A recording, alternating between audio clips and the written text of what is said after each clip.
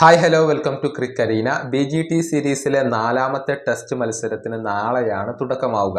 Melbourne cricket ഗ്രൗണ്ടിൽ വെച്ചുകൊണ്ടാണ് ഈ ഒരു മത്സരം നടക്കുക.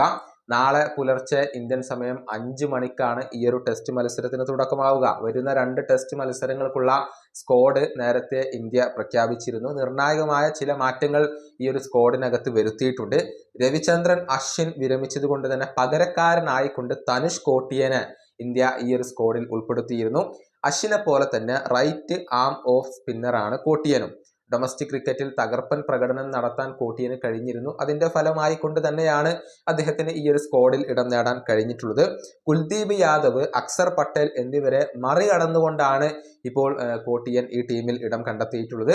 ഇതിന്റെ കാരണങ്ങൾ പ്രമുഖ ക്രിക്കറ്റ് മാധ്യമമായ വിസ്ഡൻ ഇന്ത്യ റിപ്പോർട്ട് ചെയ്തിട്ടുണ്ട്. അതായത് കുൽദീപ് യാദവ് പരിക്കിൽ നിന്നും പൂർണ്ണമായും മുക്തനായിട്ടില്ല. അതുകൊണ്ടാണ് അദ്ദേഹത്തെ ഉൾപ്പെടുത്താതിരുന്നത്. തൻ്റെ കുഞ്ഞിന്റെ ജനനവുമായി ബന്ധപ്പെട്ടുകൊണ്ട് അക്സർ പട്ടേൽ ഇപ്പോൾ കുടുംബത്തോടൊപ്പമാണ് ഉള്ളത്. അതുകൊണ്ടാണ് അദ്ദേഹത്തെ ടീമിൽ ഉൾപ്പെടുത്താതിരുന്നത്. അങ്ങനെയാണ് തനുഷ് കോട്ടിയന് ഈ ഒരു സ്ക്വാഡിൽ ഇടം നേടാനുള്ള അവസരം ലഭിച്ചത്. ഡൊമസ്റ്റിക് ക്രിക്കറ്റിലെ താരത്തിന്റെ ആ ഒരു മികവ് അത് കോട്ടിയന് തുണയാവുകയായിരുന്നു. കഴിഞ്ഞ വർഷത്തെ രഞ്ജി ട്രോഫിയിലെ പ്ലെയർ ഓഫ് ദി ടൂർണമെന്റ് സ്വന്തമാക്കിയത് തനുഷ് കോട്ടിയനാണ്. 41.83 ശരാശരിയിൽ 502 റൺസ് നേടാൻ അദ്ദേഹത്തിന് കഴിഞ്ഞിട്ടുണ്ട്. കൂടാതെ 29 വിക്കറ്റുകളും അദ്ദേഹം വീഴ്ത്തിയിട്ടുണ്ട്. അങ്ങനെ ഗംഭീര പ്രകടനമാണ് രഞ്ജി ട്രോഫിയിൽ കോട്ടിയൻ നടത്തിയിട്ടുള്ളത്.